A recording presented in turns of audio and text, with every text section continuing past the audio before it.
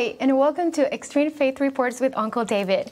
Today we have a very special program, and we pray that you might be blessed by getting to know all the great things that God is doing. And for that, we have Uncle David in our studio today. Welcome, Uncle David. Very special welcome to you. Thank you very much. How have you been, and what have you been doing? Well, we've been usually traveling a lot and working in other countries. It's always nice to come back and to catch up on things. And this time we had a few weeks here, so that was really nice. Usually if you only spend a few days, you never catch up and you leave again. But this time God has helped us to do that.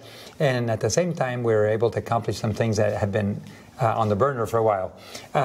About 3 or 4 months ago, when we were here last time, we were beginning a very strong push to reach and start projects in every single country of South America. That's been a dream of mine for many years. Mm-hmm. I was traveling in Africa and Asia and Europe, and I was thinking, things are moving forward here, but back at home in South America, where I grew up, there's still a lot of countries that are just sitting there.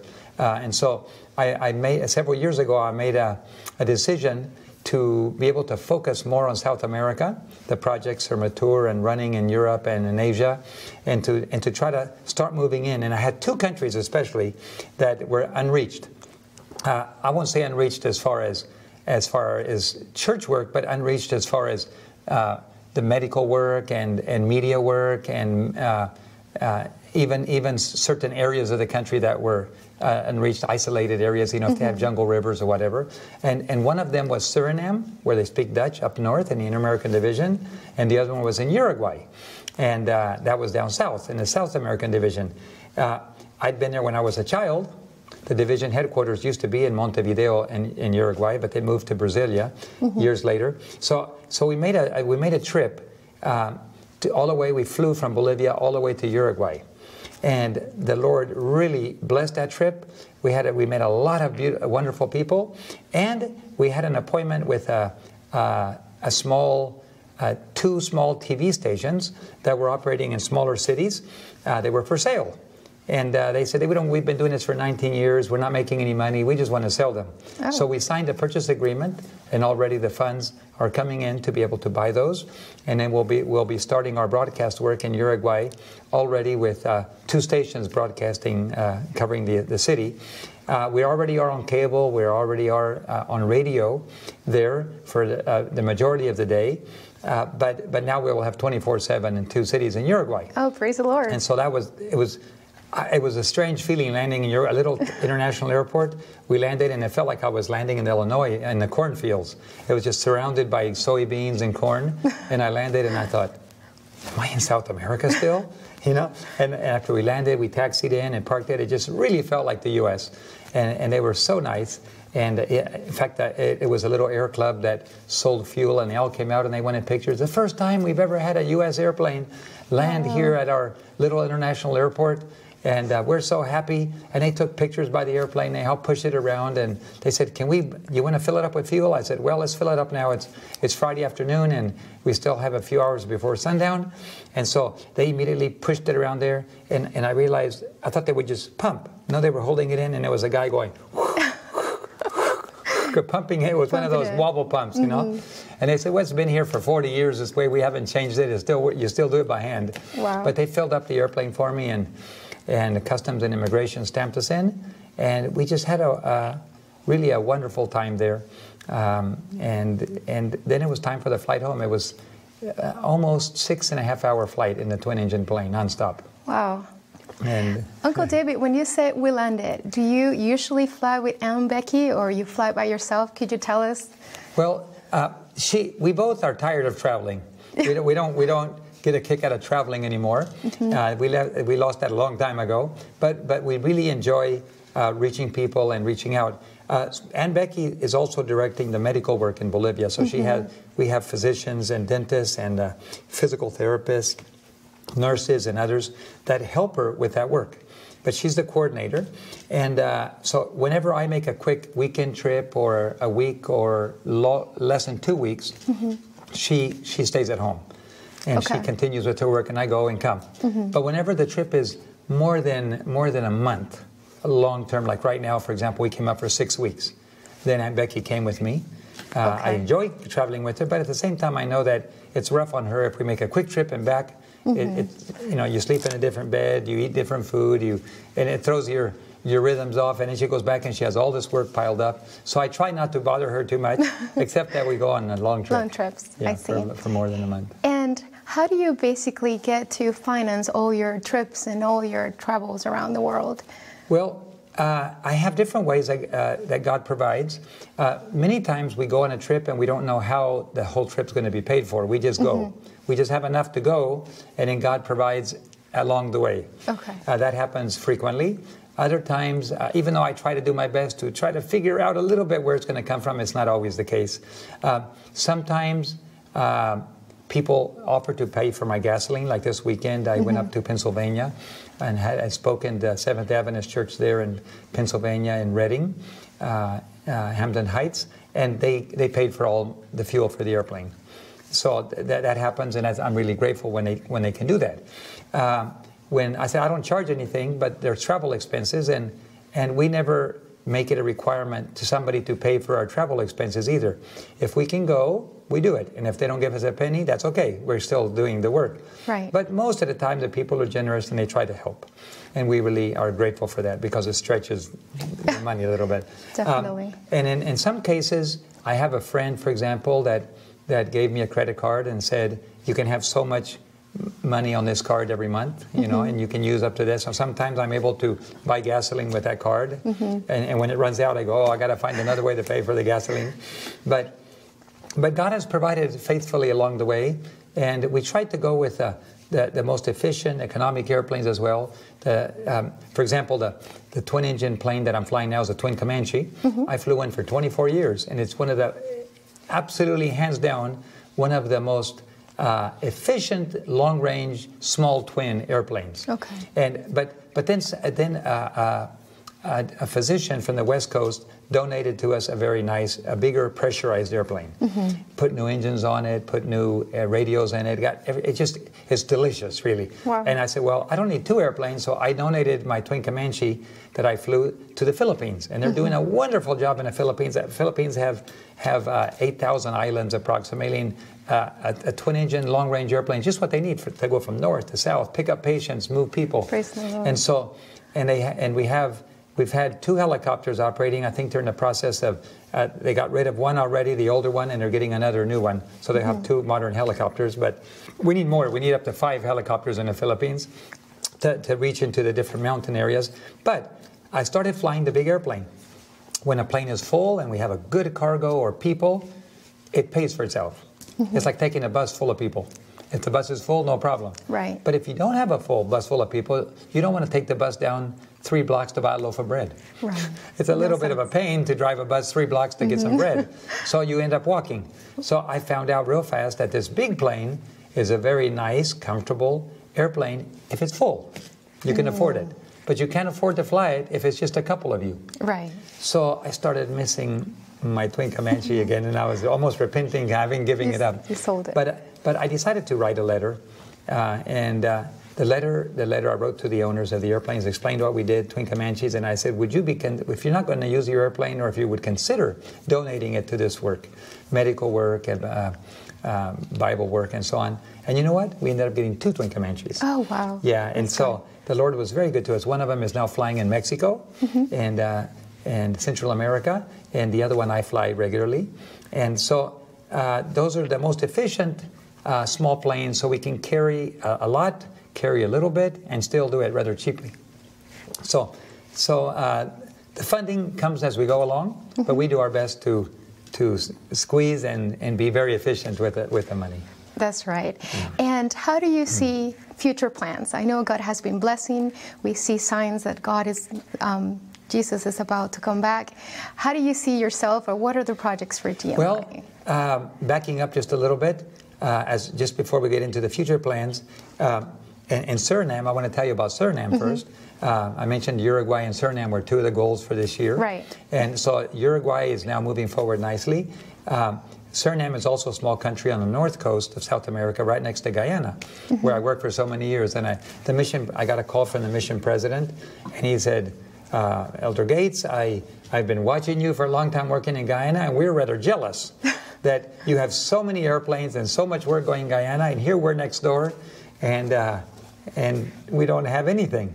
And so would you be able to come over here? I said, I'm embarrassed that I didn't call you first, that you had to call me, but actually it's an answer to prayer.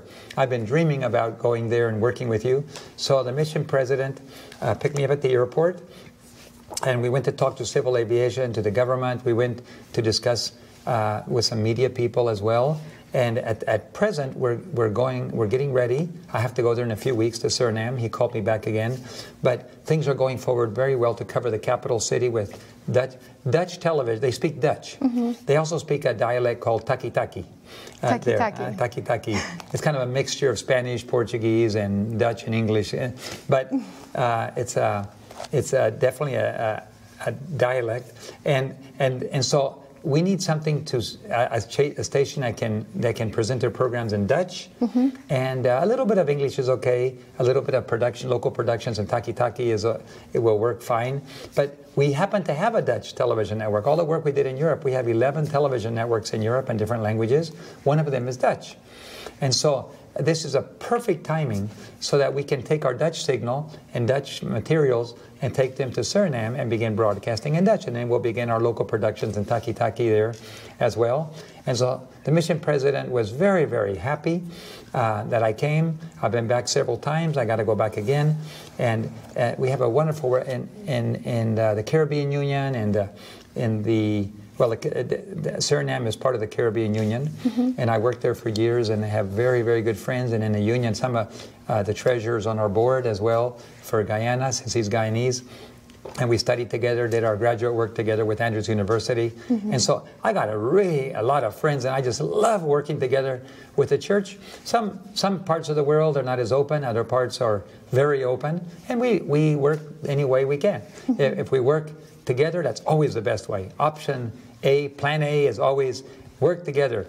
And plan B is, well, if nobody else wants to go along, then I go by myself. That's right. And plan B. So somebody has to go. This morning we had a visiting speaker today, a pastor that came in this morning and gave us worship, and he talked to us afterward, and he said, the most important part is to do.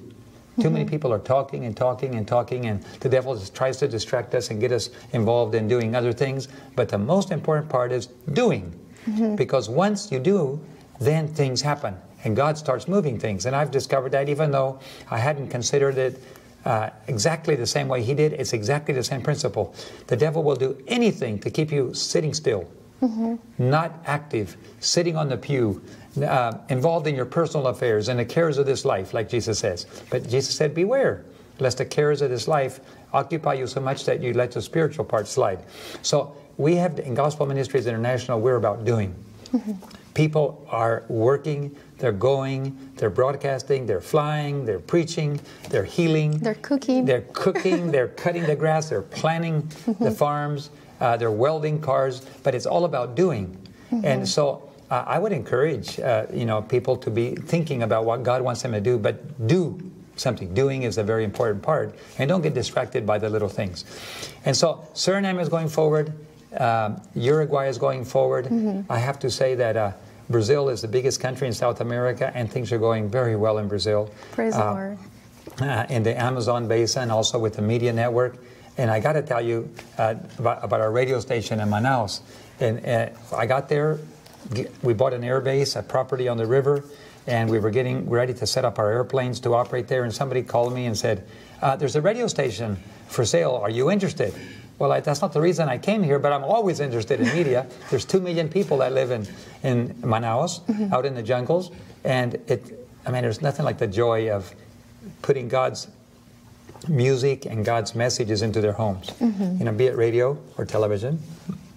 So I said, yes, let's have lunch together. So we had lunch together, and they told me, well, it's not a lot of money. It's only $75,000. I was expecting $500,000. But I said, why cheap? He said, well, we've been broadcasting for 2 years, but all the paperwork's not finished yet. We just did it, and we're doing the paperwork, and it takes a lot of work. And here, it's very difficult to get a license. It's very political, and if you don't have a lot of money, or if you don't know a congressman, or you don't know somebody who will help you, it's just so painful. So we decided to sell it, and we're going work with another station. Now we have 2 stations. So I said, can you give me a month? Nope, I'll give you 1 week. Just 1 week. Just 1 week, and there's 4 people who are interested in buying. So I was on my way to Europe, and I stopped by Panama on the way, connecting through. And I called a friend of mine in Brazil, and I said, "You've helped us with some other projects. Would you be interested in helping us somehow to get a radio station?" And he said, "How much?" And I told him. He goes, "Oh, that's pretty cheap for a radio station." I said, "Well, it's very cheap, but the paperwork isn't finished yet. But at least it's on the air." And he said, "I'll pay for all of it." Oh, wow. And so the very next week, we were already on the air broadcasting 24/7. So we took the audio off of our TV station and put it on initially. Then we started up a different radio station, and we could tell it, man, you know, most Christian stations have rock music and heavy music that a lot of evangelical churches like to play, and even the Adventist church plays some of that heavy music. And I believe that's not the wisest thing. I believe that God wants us to have sacred music, no worldly rhythms, no worldly pop music or anything, which we do sometimes in other stations.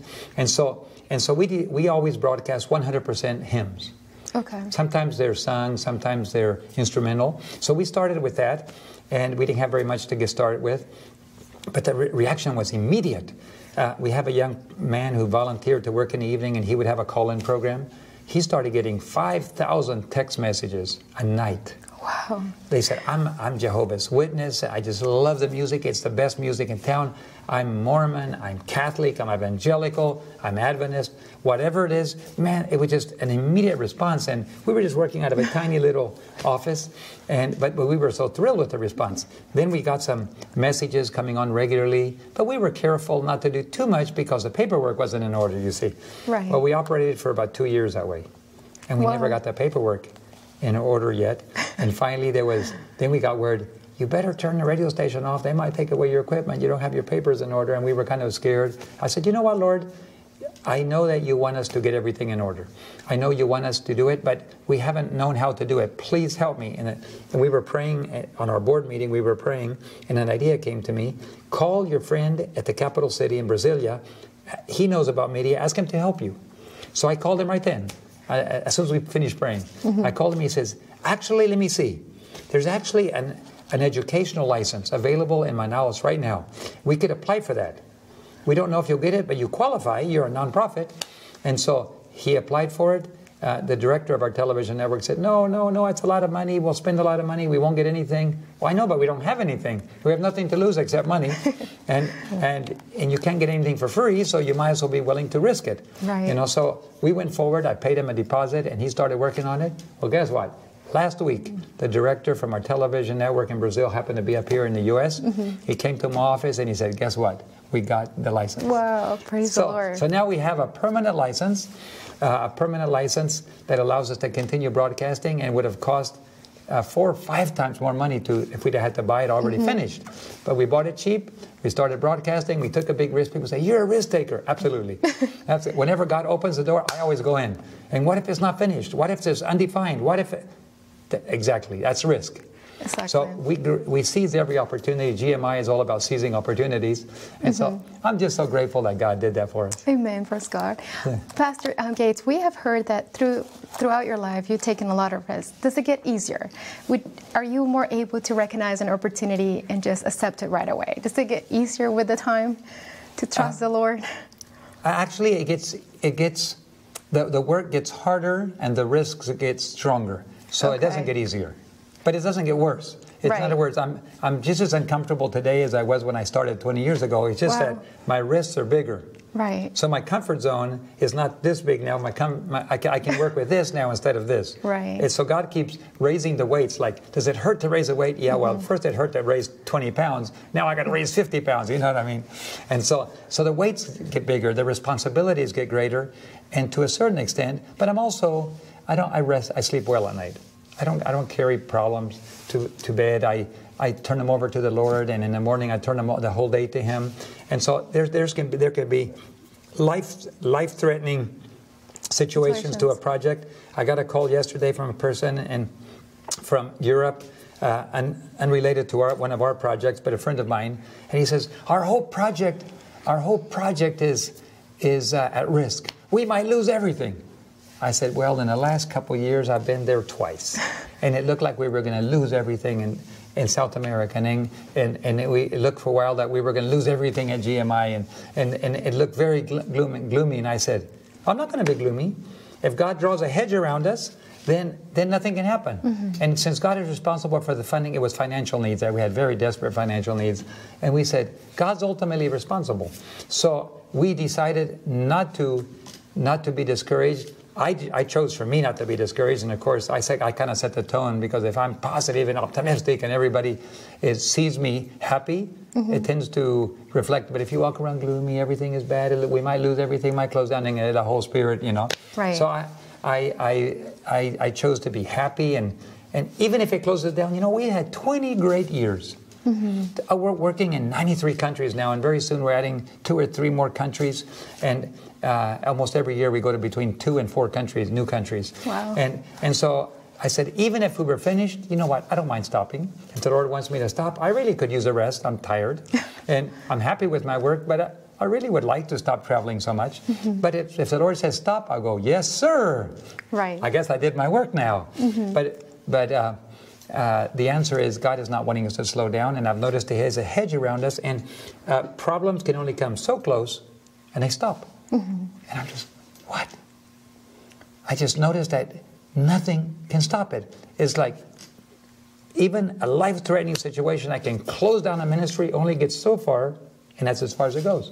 So I've come to the conclusion that God has a work that needs to be done for His people, and if they will do that, then God will draw a hedge around them like He did Job, and they will be able to accomplish the task. Praise the Lord. So your secret would be to every day just rely totally on the Lord and leave it in His hands. And if it looks like it's going to collapse, let it collapse. It's okay for it to collapse if your work is over. Right. We shouldn't artificially create situations where mm-hmm. we cause a collapse, but if you keep trusting the Lord and you're doing your best to follow His instructions, it's His responsibility. Right. Okay, a lot of people also wonder, how do you accept speaking appointments? How do you handle the fact that a lot of people would like to hear you preach, but at the same time you have a work to do and you're traveling most of the time? For 10 years, I used to be in a different country almost every week.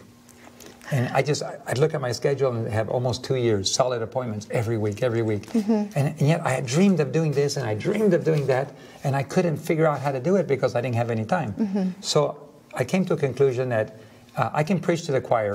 I do preach to the choir. I focus mainly on the church. Mm-hmm. But as I focus mainly on the church, I try to wake them up to the reality that time is almost over. If we don't wake up and get ready now and get oil in our lamps and depend on the Lord now, the Sunday law is coming right down the pike. It already, the Catholics are ready. The U.S. government's ready.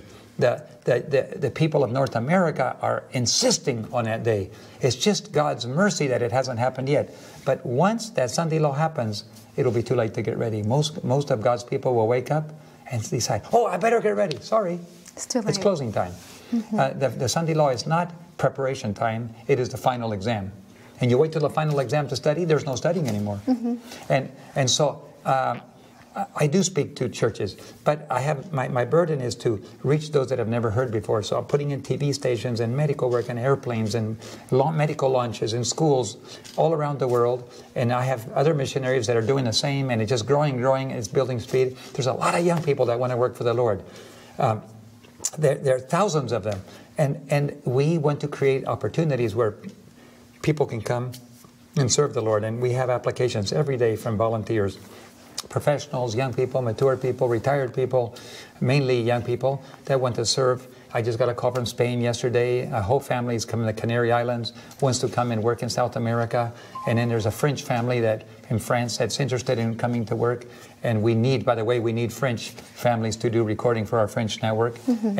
And so all of this is happening, and it's very, very important that I not accept speaking appointments just because somebody invites me, because they would tie me up. So I only accept speaking appointments whenever I am in a certain place. For example, they call me from the U.S. and say, can you come to our church? I said, let me see. you know what, I will be in the U.S. during those months or during those weeks. I will accept the appointment. But you know what, I don't know where I'm going to be, so I'm going to go ahead and not accept her. And if you'll just keep in touch with reception and keep in touch every month, as soon as I'm in the States, she will let you know, and then we can schedule an appointment. That way, I'm not running like a chicken with my head cut off all over the world, but I'm following my main goal. And at the same time, if I'm in a place, of course I'm happy to speak. Right. So maybe I should say a few words to our viewers, especially. I'd like to maybe address some of you. You're wondering what God wants from you. What God mostly is looking for is people willing to dedicate themselves totally to Him. Whatever He says, to take orders. Today we take orders from man. Our job, our bosses, our family needs all force us into situations. But God is looking for people who are willing to say, Lord, here am I, send me.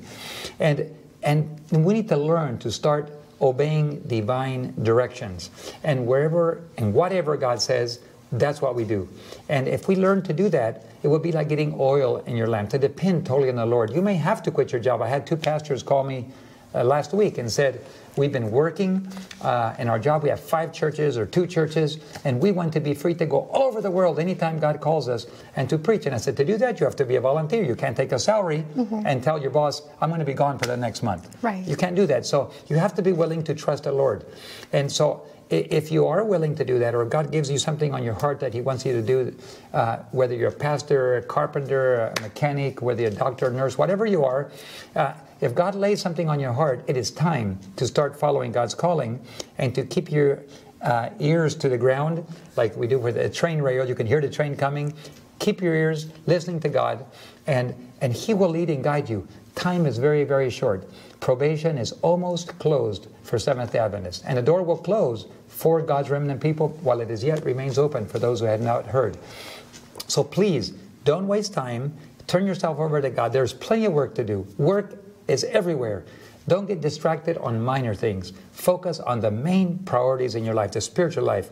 Learn to work together as a team. Learn to work together with others that have different points of view than you do, but that you can work together in the same direction. And not everybody will agree with you. In fact, you may have to walk by yourself.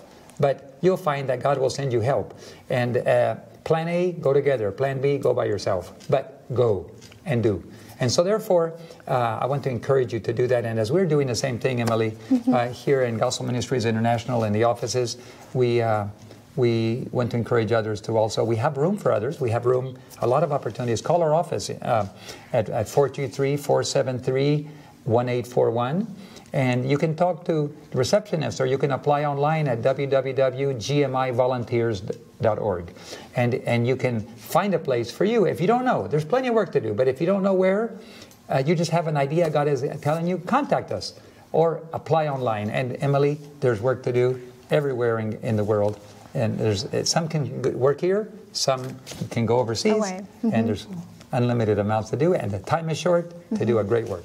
Thank you so much for being with us today, Uncle David, and thank you for joining us in Extreme's Faith Report. And until we meet again, may God bless you and put yourself in His hands so that He can use you to finish this work. May God bless you.